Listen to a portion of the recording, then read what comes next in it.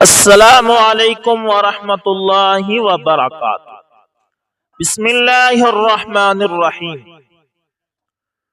حضرت اسامہ بن زید رضی اللہ تعالی عنہ 200 ہجرت سے 7 سال پہلے مکہ معظمہ میں رسول اکرم صلی اللہ علیہ وسلم اور آپ کے صحابہ رضوان اللہ علیہم اجمعین قریش کے ہاتھوں ظلم و ستم کا نشانہ بنتے ہیں۔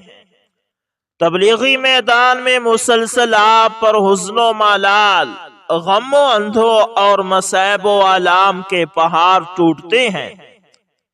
اسی تلاطم خیز دور میں آپ صلی اللہ علیہ وسلم کی حیات طیبہ میں ایک خوشی کی لہر دوڑتی ہے۔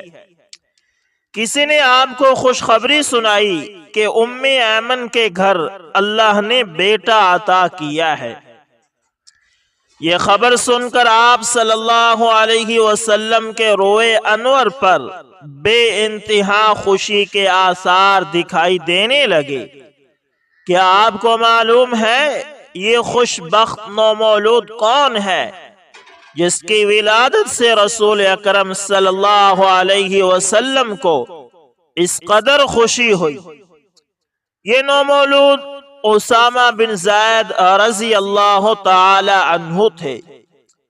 صحابہ کرام رضوان اللہ علیہم اجمعین میں سے کسی کو رسول اکرم صلی اللہ علیہ وسلم کی اس بے انتہا خوشی پر تعجب نہ ہوا، کیونکہ سبھی اس نومولود کے والدین کا حضور صلی اللہ علیہ وسلم کے ساتھ قریبی تعلق جانتے تھے۔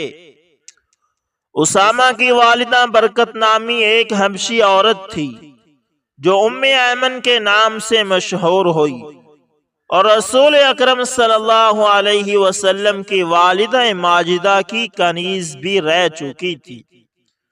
انہیں یہ شرف بھی حاصل ہوا کہ جب حضور صلی اللہ علیہ وسلم کی والدہ ماجدہ کا انتقال ہوا تو انہوں نے حضور صلی اللہ علیہ وسلم کو اپنی گود میں لے لیا اور آپ کی نگہداشت کی۔ آپ صلی اللہ علیہ وسلم اکثر فرمایا کرتے تھے کہ ام ایمن میری ماں کی مانند ہے اور یہ میرے اہل بیت میں سے ہے۔ یہ تو ہے اس خوش نصیب نومولود کی والدہ محترمہ کا تعارف۔ رہا اس کا باپ تو وہ محبوب خدا صلی اللہ علیہ وسلم حضرت زید بن حارثہ رضی اللہ تعالی عنہ ہے۔ نزول قرآن مجید سے پہلے آپ نے اسے اپنا بیٹا قرار دیا تھا۔ حضر و سفر میں انہیں آپ کے ساتھ رہنے کا شرف حاصل ہوا۔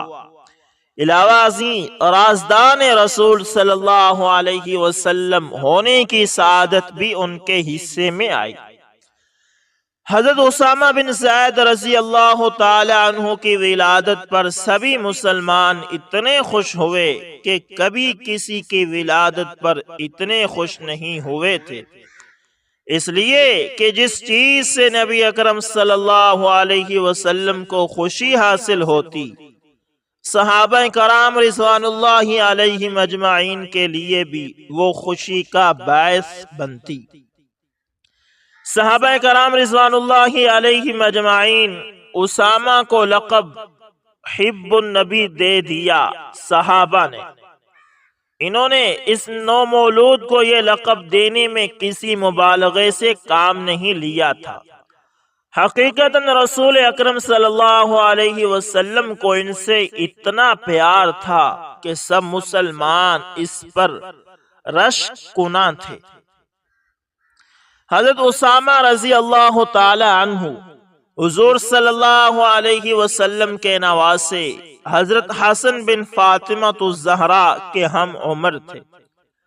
حضرت حسن رضی اللہ تعالی عنہ تو اپنے نانا علیہ السلام کی طرح حسین و جمیل تھے، لیکن اسامہ اپنی حبشی والدہ ام ایمن کی مانند سیاہ رنگ اور چپٹے ناک والے تھے۔ لیکن رسول اکرم صلی اللہ علیہ وسلم ان دونوں سے یکساں پیار کرتے تھے۔ شفقت برے انداز میں اسامہ رضی اللہ تعالی عنہ کو ایک ران پر بٹھا لیتے اور حسن رضی اللہ تعالی عنہ کو دوسری ران پر، کبھی دونوں کو اپنے سینے سے لگاتے اور یہ دعا کیا کرتے تھے، الہی میں ان دونوں بچوں سے محبت کرتا ہوں، تو بھی انہیں اپنا محبوب بنا لے۔ غرض یہ کہ اسامہ رضی اللہ تعالی عنہ کے ساتھ حضور صلی اللہ علیہ وسلم کو بہت پیار تھا۔ ایک دفعہ اسامہ رضی اللہ تعالی عنہ دروازے کی دہلیز پر لڑکھڑا کر گر پڑے، جس سے پیشانی پر زخم آیا اور خون بہنے لگا۔ نبی اکرم صلی اللہ علیہ وسلم نے حضرت عائشہ صدیقہ رضی اللہ تعالی عنہ کو اشارہ کیا کہ اس کا خون صاف کر دیں، لیکن صدیقہ کائنات حضرت عائشہ رضی اللہ تعالی عنہ کسی مصروفیت کی وجہ سے اس طرف فوری توجہ نہ دے سکی۔ نبی اکرم صلی اللہ علیہ وسلم نے خود اپنے دست مبارک سے حضرت اسامہ کا خون صاف کیا۔ جس طرح بچپن میں حضرت اسامہ رضی اللہ تعالی سے آپ صلی اللہ علیہ وسلم نے پیار کیا، اسی طرح جوانی میں بھی ان کے سر پر شفقت کا ہاتھ رکھا کرتے تھے۔ ایک دفعہ کا ذکر ہے کہ ایک قریشی سردار حکیم بن حزام نے ایک قیمتی لباس رسول اکرم صلی اللہ علیہ وسلم کی خدمت اقدس میں بطور تحفہ پیش کیا، جسے اس نے یمن سے 50 دینار میں خریدا تھا، اور لباس شاہ یمن کے لیے بطور خاص تیار کیا گیا تھا۔ آپ صلی اللہ علیہ وسلم نے یہ تحفہ لینے سے انکار کر دیا، کیونکہ حکیم بن حزام ان دنوں مشرک تھا، لیکن آپ صلی اللہ علیہ وسلم نے اس سے وہ لباس قیمتاً خرید لیا۔ یہ بہترین لباس آپ نے صرف ایک مرتبہ جمعے کے روز پہنا، پھر حضرت اسامہ بن زید رضی اللہ تعالی عنہ کو عطا کر دیا، اور وہ یہ لباس پہن کر صبح و شام شاداں و فرحاں اپنے مہاجر و انصار نوجوان ساتھیوں کے پاس آیا کرتے تھے۔ جب اسامہ بن زید رضی اللہ تعالی عنہ جوان ہوئے تو عمدہ عادات اور اعلیٰ اخلاق سے متصف تھے۔ اس کے علاوہ حد درجے کے ذہین، بہادر، دانشمند، پاک دامن، نرم خو اور پرہیزگار تھے۔ ان اوصاف حمیدہ کی بنا پر وہ لوگوں کی نگاہ میں پسندیدہ شخصیت قرار دیے گئے۔ غزوہ احد میں اسامہ بن زید رضی اللہ تعالی عنہ اپنے ہم عمر بچوں کے ہمراہ میدان جہاد کی طرف نکلے۔ ان میں بعض کو تو جہاد کے لیے قبول کر لیا گیا اور بعض کو بہت چھوٹی عمر کی بنا پر شامل جہاد نہ کیا گیا۔ ان میں اسامہ بن زید رضی اللہ تعالی عنہ بھی تھے۔ جب یہ واپس لوٹے تو زارو قطار رو رہے تھے، کیونکہ انہیں رسول اکرم صلی اللہ علیہ وسلم کے جھنڈے تلے راہ خدا میں جہاد کرنے کا موقع نہیں دیا گیا تھا۔ غزوہ خندق میں حضرت اسامہ بن زید رضی اللہ تعالی عنہ اپنے ہم عمر نوجوانوں کے ہمراہ میدان کی طرف نکلے تو اپنے پنجوں کے بل اونچے ہو کر کہنے لگے کہ کہیں آج بھی نو عمری کی بنا پر جہاد میں شریک ہونے سے محروم نہ کر دیے جائیں۔ ان کی یہ حالت دیکھ کر نبی اکرم صلی اللہ علیہ وسلم بہت خوش ہوئے اور انہیں جہاد میں شریک ہونے کی اجازت دے دی۔ جب حضرت اسامہ رضی اللہ تعالی عنہ نے راہ خدا میں جہاد کے لیے تلوار اٹھائی، اس وقت ان کی عمر صرف 15 برس تھی۔ غزوہ حنین میں جب مسلمان شکست سے دوچار ہوئے تو اس نازک ترین موقع پر اسامہ بن زید رضی اللہ تعالی عنہ، حضرت عباس رضی اللہ تعالی عنہ، ابو سفیان بن حارث رضی اللہ تعالی عنہ اور دیگر 6 صحابہ کرام رضوان اللہ علیہم اجمعین میدان کارزار میں ثابت قدم رہے۔ اس چھوٹے سے بہادر جتھے کی بنا پر رسول اکرم صلی اللہ علیہ وسلم کے لیے یہ آسانی پیدا ہوئی کہ اللہ نے شکست کو فتح میں بدل دیا اور بھاگنے والے مسلمانوں کو ہزیمت سے بچا لیا۔ جنگ موتا میں حضرت اسامہ رضی اللہ تعالی عنہ نے اپنے باپ زید بن حارثہ رضی اللہ تعالی عنہ کی قیادت میں جہاد کیا۔ اس وقت ان کی عمر 18 سال سے بھی کم تھی۔ اپنی آنکھوں سے اپنے باپ کی شہادت کا منظر دیکھا لیکن حوصلہ نہ ہارا، بلکہ حضرت جعفر بن ابی طالب رضی اللہ تعالی عنہ کی قیادت میں کفار سے نبرد آزما رہے، یہاں تک کہ یہ سپہ سالار بھی اللہ کو پیارے ہو گئے۔ پھر عبداللہ بن رواحہ رضی اللہ تعالی عنہ نے لشکر اسلام کی قیادت سنبھالی، لیکن تھوڑی ہی دیر بعد یہ بھی شہید ہو گئے تو حضرت خالد بن ولید رضی اللہ تعالی عنہ کے جھنڈے تلے کفار سے نبرد آزمائی کا موقع آیا۔ انہوں نے ایسی جنگی حکمت عملی اختیار کی کہ جس سے یہ لشکر اسلام کو روم کے مضبوط اہنی پنجے سے چھڑانے میں کامیاب ہو گئے۔ حضرت اسامہ بن زید رضی اللہ تعالی عنہ اپنے شہید باپ کے جسد خاکی کو سرزمین شام میں اللہ کے سپرد کر کے انہی کے تیز رفتار گھوڑے پر سوار ہو کر مدینہ طیبہ پہنچے۔ 11 ہجری کو رسول اکرم صلی اللہ علیہ وسلم نے رومیوں سے جنگ کرنے کے لیے لشکر اسلام کی تیاری کا حکم صادر فرمایا، اور اس لشکر میں حضرت ابو بکر صدیق رضی اللہ تعالی عنہ، حضرت عمر رضی اللہ تعالی عنہ، حضرت سعد بن ابی وقاص اور حضرت ابو عبیدہ بن جراح رضوان اللہ علیہم اجمعین جیسے جلیل القدر صحابہ کرام رضوان اللہ علیہم اجمعین بھی موجود تھے۔ حضور صلی اللہ علیہ وسلم نے اس لشکر کا امیر حضرت اسامہ بن زید رضی اللہ تعالی عنہ کو مقرر کیا، جبکہ ان کی عمر ابھی صرف 20 سال تھی۔ انہیں حکم دیا گیا کہ علاقہ بلقا اور قلعہ داروم کو اپنے پاؤں تلے رون ڈالیں، جو کہ بلاد روم کے غزہ نامی شہر کے قریب واقع ہے۔ یہ لشکر ابھی تیاری میں مصروف تھا کہ رسول اکرم صلی اللہ علیہ وسلم بیمار ہو گئے۔ جب مرض نے شدت اختیار کی تو لشکر اس صورتحال کو دیکھ کر روانہ ہوا۔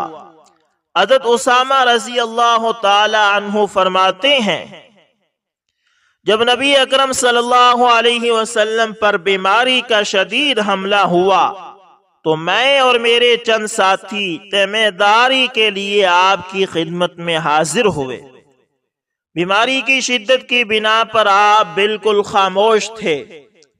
آپ اپنا ہاتھ اوپر اٹھاتے پھر اسے مجھ پر رکھ دیتے۔ میں سمجھ گیا کہ آپ میرے حق میں دعا کر رہے ہیں۔ تھوڑی ہی دیر بعد حبیب کبریا صلی اللہ علیہ وسلم اللہ کو پیارے ہو گئے۔ اب حضرت ابو بکر صدیق رضی اللہ تعالی عنہ کو خلیفہ منتخب کیا گیا۔ تمام صحابہ رضوان اللہ علیہم اجمعین نے آپ کے ہاتھ پر بیعت کی۔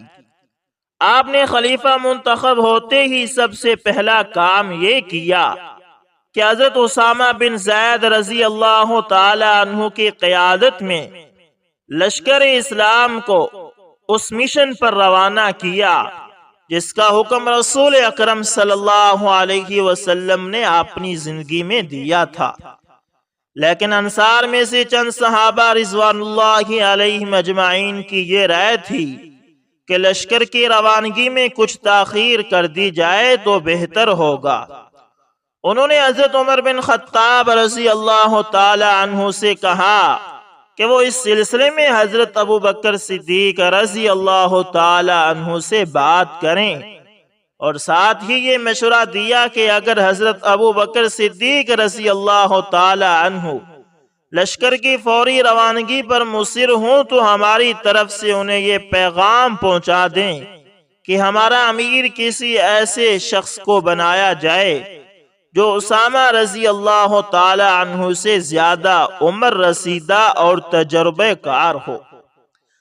حضرت ابو بکر صدیق رضی اللہ تعالی عنہ نے حضرت عمر رضی اللہ تعالی عنہ کی زبانی انصار کا یہ پیغام سنا تو غضبناک ہو گئے، اور غصے کی حالت میں فاروق اعظم رضی اللہ تعالی عنہ سے فرمانے لگے، اے ابن خطاب، کتنے افسوس کی بات ہے، رسول اللہ صلی اللہ علیہ وسلم نے تو اسامہ رضی اللہ تعالی عنہ کو امیر لشکر بنایا، اور تم مجھے مشورہ دیتے ہو کہ میں اسے معزول کروں۔